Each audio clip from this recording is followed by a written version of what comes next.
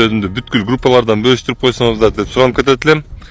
Баягы эле система калыптыр, эч ошол системадан чыга албай турбуз да.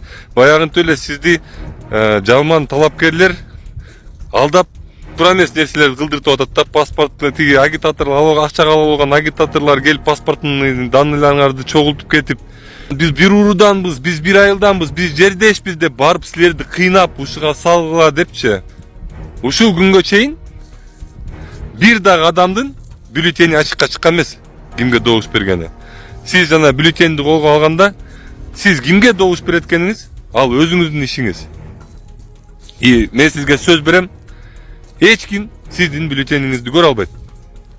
Ал боюнча биздин урматтуу президентибиз да айтты, эми мурунку жылдары ушундай ыплас иштер болгондо мен түшүнчүмүн да, эми баягы калктычы.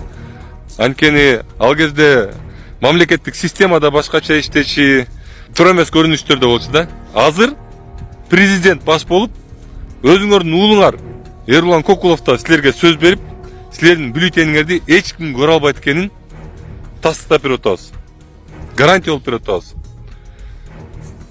Каалаган адамыңызга шайлай бериңиз. Ошол жерге барганда, ошол жерге кирип бюллетенди алгандан кийин бүттү. Бүт баары сиздин колуңузда, сизди эч ким карап турган жок. Эч кимдин алдында сиз жооп да бербейсиз.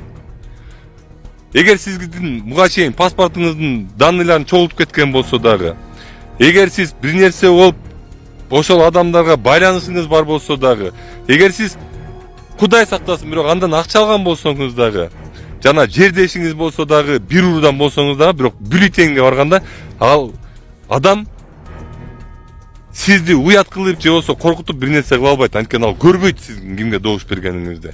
Мен сизге муну 100% гарантия менен айтам да. Андай болгон эмес шайлоодочу. Шайлоодо бир да жолу андай болгон эмес. Бир адам бюллетени менен сен буга добуш бериптсиң деп кармалган эмес.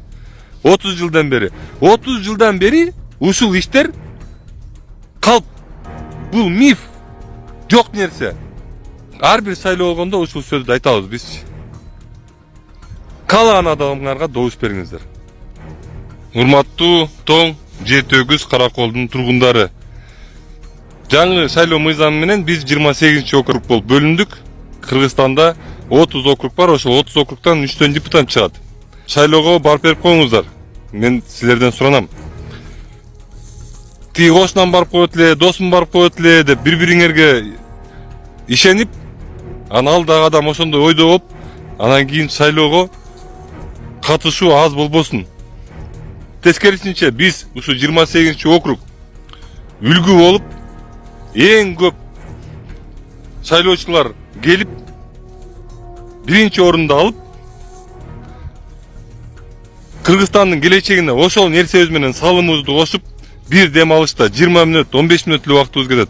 Ошол салымыбызды кошуп, кийинки шайлоолордо дагы башка округтарда баягы ушул 28 округтан эң көп адам келип берди эле деп, биз дагы барып коелу деп, ошол демилгенин алдында турганга азыр биздин мүмкүнчүлүгүбүз бар. Ошол себептен кошунам барып коет, досум барып коет, тууганым барып коет дебей, чет өлкөдөгүлөрдөй болуп, өзүңөрдүн шайлоо укугуңарды өзүңөргө майрам сезип, 30 ноябрда шайлоого барып берип коюңуздар. Чоң рахмат.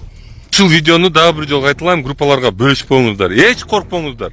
Эч кимден коркпогула, эч кимден уялбагыла. Бул силердин келечегиңер, бул балдарыңардын. Москва шаарында жашап жана эмгектенесизби? Медициналык кызматтар керек, бирок алар сизге кымбат жана сапатсыз сезилет. Умбем клиникалар тармагы сиздерге өз кызматтарын сунуштайт.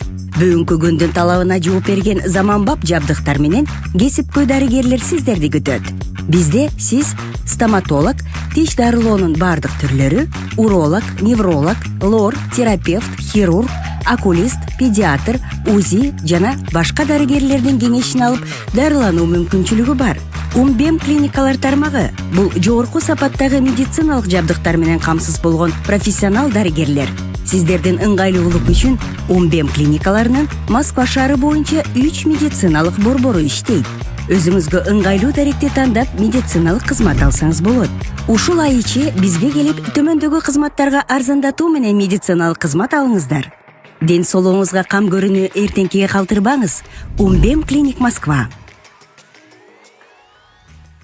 Ушу бүгүн кайрылуумда да баса белгилеп айтып кетким келет. Ушул өз оюмду мен өз оюмду таңуулабаймын коомго, бирок кеңеш иретинде ошол өз оюмду айтып кетким керек. Билесиздер, биздин коомубузда бүгүнкү күндө эрежесиз эр уруш деген бир спорттун түрү бар.